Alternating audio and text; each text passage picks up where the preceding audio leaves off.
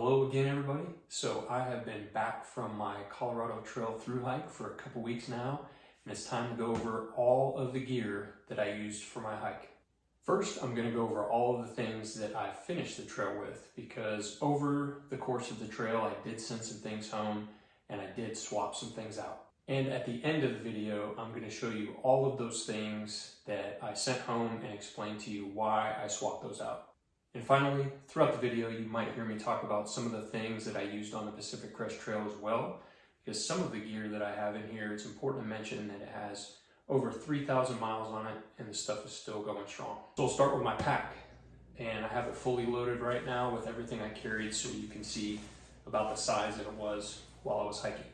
This is the Palante V2. It is the 37 liter version. It has a 19-inch torso length and fit me perfect.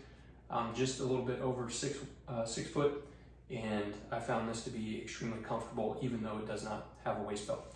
Now on the front pouch, this has very, very tight mesh, which I found great to hold everything inside of here. I also like the fact that it has a separate pocket for your tent stakes. One of the other features that I really like about this pack is the fact that it has a bottom pouch also made of stretchy mesh material that I would put my food for the entire day inside of here, and that prevented me from having to get into my pack throughout the day. It also allowed me to carry an additional day when I would resupply of food outside of my pack and still leave some room for the food that I needed for those longer carries. On the side pockets, they each fit 2 smart water bottles. I never had to carry that much, and you can tighten these up. It's got some shock cord on the side to hold these really well.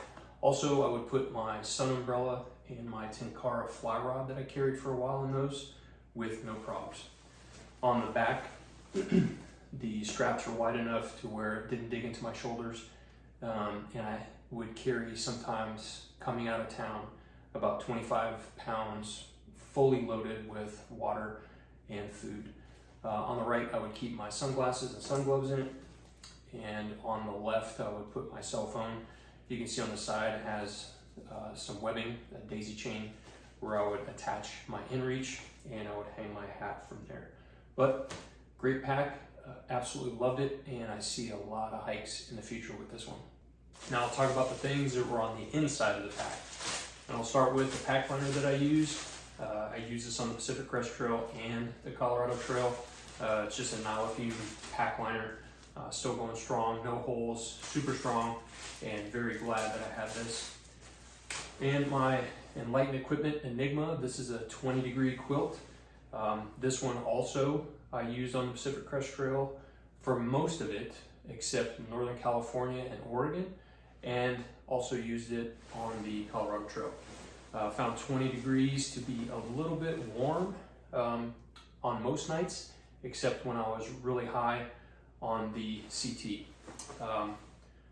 This thing is still going strong, has not lost any of its loft, and in the beginning I was putting this inside of a Z-Packs stuff sack, but I stopped doing that and actually just started stuffing this in the bottom of that pack liner. This would be the first thing that I would put inside my pack every morning. Another piece of my sleep system is the Sea to Summit Cotton and Silk Sleeping Bag Liner.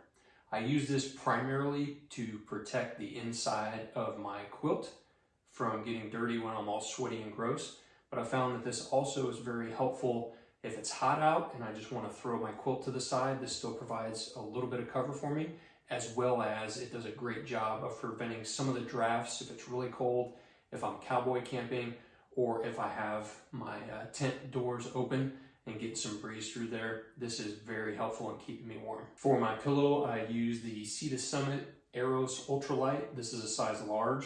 This is one more thing that's got over 3,000 miles on it, still doing great.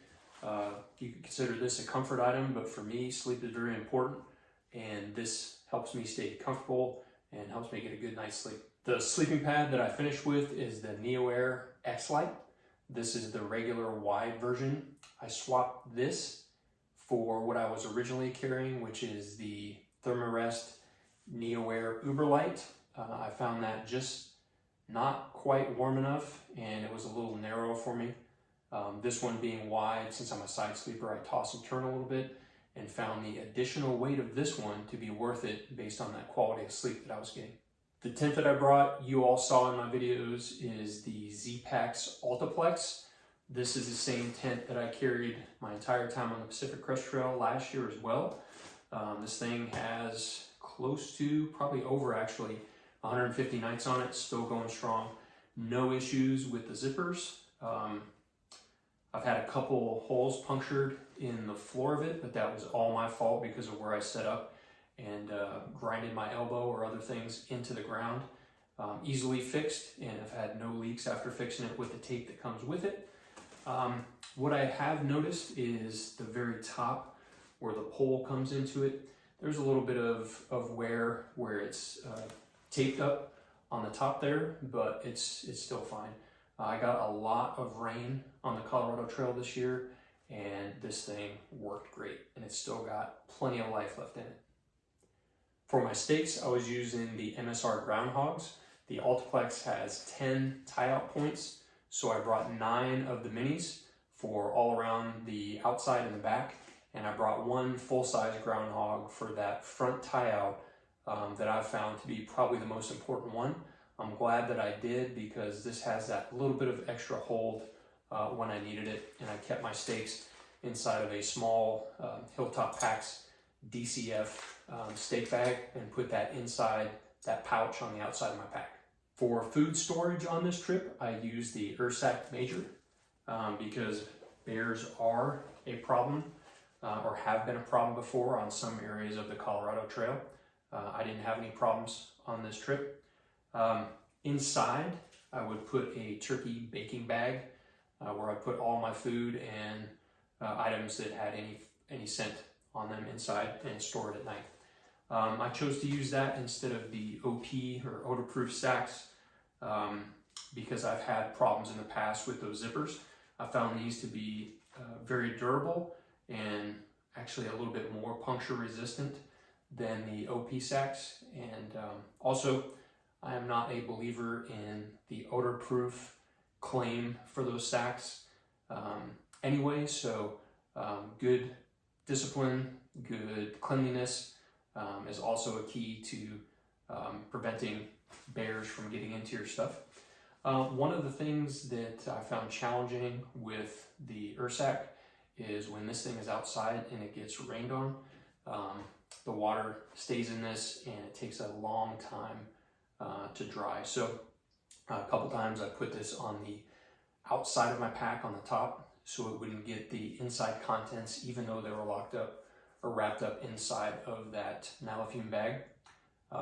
Just to keep that moisture out of my pack, I would put this on the top. For my cook system, my stove is the Optimus Crux Lite. Toaks Titanium 750 milliliter pot, as well as the Toaks long handled spoon with the polished bowl. Now I'll quickly go over the clothing items that were inside of my pack when I finished. Like I said before, I did send quite a few things home to include clothing items, and I'll go over those things here in a little bit. But this is the Senchi Designs Lark hoodie. It's got a zipper in the front, and this is their midweight. It's made out of Polartec Alpha 90 material. Ventilates very well, but it retains a lot of heat. And I found that if I would put this over my sun hoodie, it worked great. And if I needed just a little bit of extra, I would also put on my rain jacket. For my rain jacket on this trip, I used the Frog Togs Ultralight. These things are sized kind of weird, so I would recommend, if you want to try one of these out, that you take the opportunity to try one on. Typically I wear an extra large top, but this is a size large, and I found it to be the perfect length. This thing was, although I was skeptical, surprisingly strong. Got to use it a lot with all of the rain that I experienced this year and had no issues. I did notice, and pretty unlikely you can see it on the video, but where my pack straps were and some of the points where the pack was touching, the material got a little bit dark, but no holes, no leaks. This thing worked absolutely great the whole time. And the last few things are an extra pair of ex officio give and go boxer briefs. an extra pair of the Darn Tough quarter length hiking socks, an extra pair of the Injinji new wool liners, and I also carried but did not use my Z-Packs Virtus rain pants, and those are all of the things that I had as far as clothing items inside my pack when I finished. All right, the things that were on the outside of my pack. Now I shredded my bag that I kept all of the power stuff in, so just waiting to get a new one there. Had the Nightcore 10,000 milliamp power bank. This is the light one. I can't remember the model name, but really glad that I got this. I could get with an iPhone 13 3 full charges with this, and also keep my headlamp and my inReach going using that. All the miscellaneous cables that I needed for everything, and my Nightcore NU25 headlamp that I used a little bit on the trail. I had a couple night hikes and a couple early morning hikes and a little bit in camp. I had my sunblock on the outside, really pale, so I have to get the good stuff. I use the Neutrogena Ultra Sheer 100 to protect myself. Toothpaste and toothbrush, my trowel, deuce of spades. You've seen that in some of my videos. Very basic first aid kit. I really don't keep much in here. A few band-aids, some Leukotape, some Neosporin, and some nail clippers, as well as a repair kit, very small for my tent, for my pad, a little bit of super glue, and a very small Z-Pack sewing kit. All that's inside here. I keep that on the outside for easy access. My Z-Packs pack liner, I used that a whole lot this year. I'm very glad that I brought one of those for that extra level of protection, even though I had that pack liner. And finally, what I would keep on the outside as well, this year I chose to go with the Katadyn Be-Free filter. And I noticed a very significant flow issue at the end. The flow rate when you first get these things is absolutely amazing as compared to the Sawyer Squeeze, but I'm also very careful with the water sources. I didn't have to get any cow crap water, I didn't get any muddy or silty water, and I still found that the flow rate went really low on this. Bought a new filter since I got back, so I'm gonna stick with this for those probably 500 mile and under trails, but anything over than that, I'm going back to my Sawyer Squeeze, because you can back flush that thing and easily maintain it in the field. Didn't want to forget to mention, even though I talked about it a little bit earlier, the 2 smart water bottles that I carried. I like to get one with a black cap. That's where I put my flavored or electrolyte drinks inside, and I always keep filtered but clear water in the one with the clear cap. I also, which I don't have with me right now, would keep inside of my food bag one of the Platypus 1 liter foldable plastic bottles in case I needed a little bit of extra capacity. I'll quickly go over the things that I sent home. First thing, and probably the most major thing, was my Enlighten Equipment Torrid Apex Puffy. I found that it was just too warm, and with the clothing combination that I just described, as well as what I was wearing, worked out perfect. This was extra space, a little bit of extra weight that I just sent home. I sent home my buff, found that I just did not use it, so didn't need it, sent it home. I swapped out my Smart Wool beanie for a Melanzana beanie, and I carried that on the outside. I'll show you that here in a minute. Did not need my bug net. Fortunately, I was at the end of mosquito season and had no problems with those, so I sent that home. Did not need my outdoor research gloves. Again, it was just too warm, extra weight, extra space, sent it home.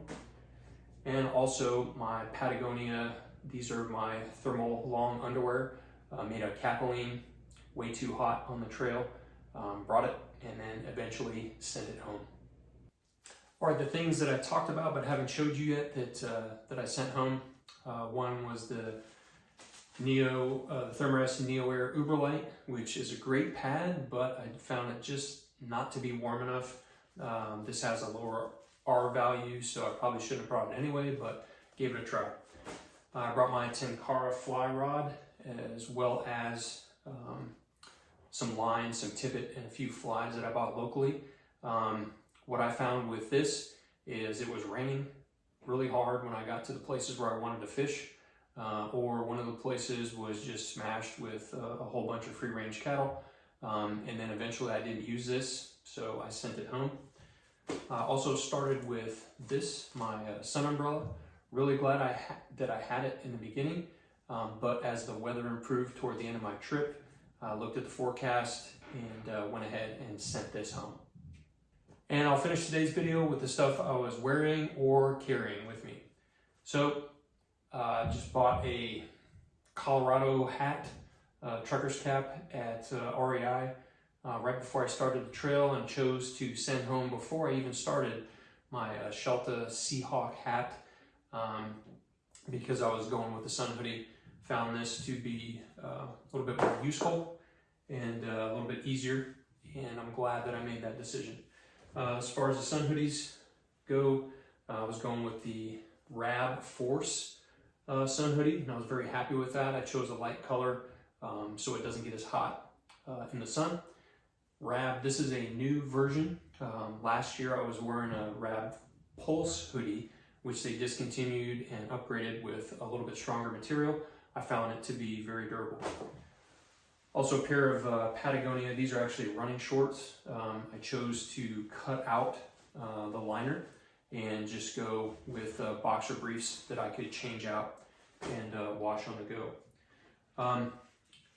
I swapped out from the Ex Officio Give and Go boxer briefs to a pair of Sax underwear that I got at REI. Really glad that I did.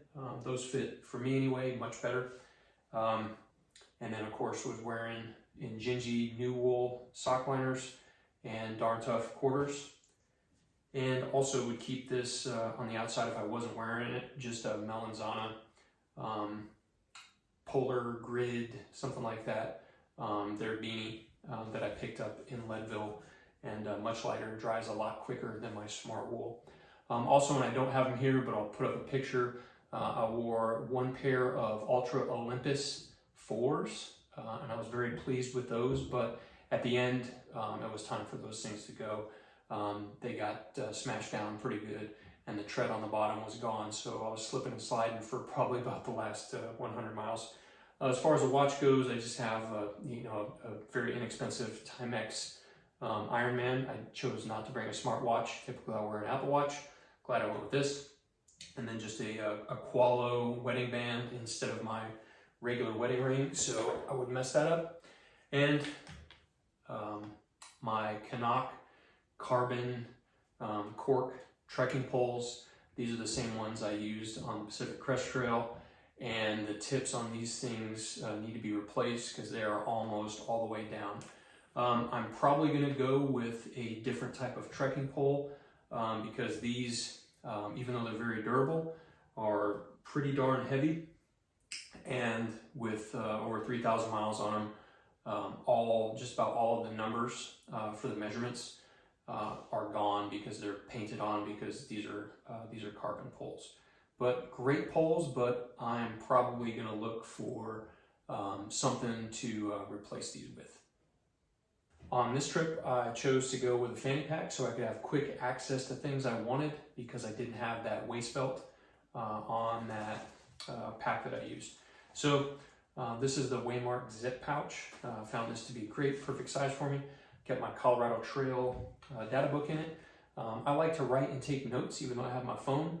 So I had a small Write in the Rain notebook, just a pen. I had my, this is a Z-Packs wallet where I had my money, my credit cards, my ID, my fishing license, and some of the other things that I needed. Also kept inside here some hand sanitizer, a small Swiss Army knife, a small travel thing of Motrin, which I didn't use much of, but it was good to have, a Bic Mini, and yeah, that's all I would keep inside of this. And I almost forgot those couple things or few things that were inside of my pouches on my shoulder straps. Number one being the Garmin InReach Mini. I found this to work very well on the Colorado Trail. Those of you that watch my videos, I had some struggles with this on the PCT, but the terrain on the Colorado Trail being high and open, I found that I had zero problems pushing messages or getting reception with this. My outdoor research sun gloves, which were extremely useful on this trail because of all of the exposure, not only for the sun, but on those few chilly mornings, I found these to be great. And the sunglasses I was using were the Oakley Holbrook. I also got some, I think these are Croquis straps that I put on the back, just so I could drop these down without having to take them off or put them on top of my head. And glad I brought these. They're the extra large version to provide a little bit more protection from the sun. And that is it. Thank you all so much for following my Colorado Trail journey and for enduring this long video. But I got a lot of questions on the trail about especially my pack and the small size, and a lot of questions about what kind of gear I was using. As with anything, gear is a very personal choice. What works for me might not work for you, so please try out these things, figure out what works best for you before you take on any hike. I will leave my lighter pack link in the comments and description for this video. And please, if you have any questions about any of this stuff or anything I said, please shoot me a comment and I will get back to you as soon as possible. Again, thanks for all the support on this trip as well as my trip last year. I appreciate it. You guys are awesome.